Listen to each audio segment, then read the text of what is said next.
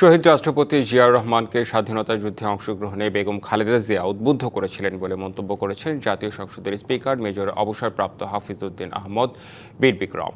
বেগম খালেদা জিয়া জাতিকে যেভাবে পথ দেখিয়ে গিয়েছেন সেই পথ অনুসরণ করে প্রধানমন্ত্রী তারেক রহমান দেশকে এগিয়ে নিয়ে যাবেন বলেও প্রত্যাশা তার।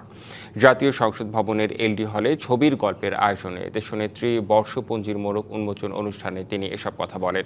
এদিকে চিফ হুইপ নুরুল ইসলাম মনি বলেছেন, বিএনপি যদি পথ হারিয়ে ফেলে সেটি হবে দুর্ভাগ্যের।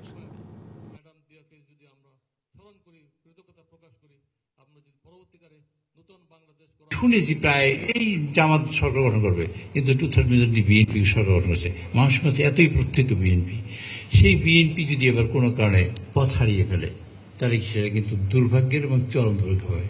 জিয়াউর রহমানকে স্বাধীনতা ঘোষণা দেওয়ার জন্য যিনি অনুপ্রাণিত করেছিলেন তাদের মধ্যে প্রধান ব্যক্তিত্ব বেগম খালেদা জিয়া। পাকিস্তান সেনাবাহিনী বেগম জিয়াকে এবং জুলাই মাসের শেষ দিকে তাকে ঢাকা শহরে একটি বাড়ি থেকে গ্রেফতার করেছে। ঈদ আসবে, সাথে ক্যাশব্যাকও আসবে। নিজের বা প্রিয়জনের জন্য কেনাকাটায় এবারও নগদ পেমেন্টে পাচ্ছেন দারুণ ক্যাশব্যাক। তাই যাই কিনুন, পেমেন্ট করুন নগদে।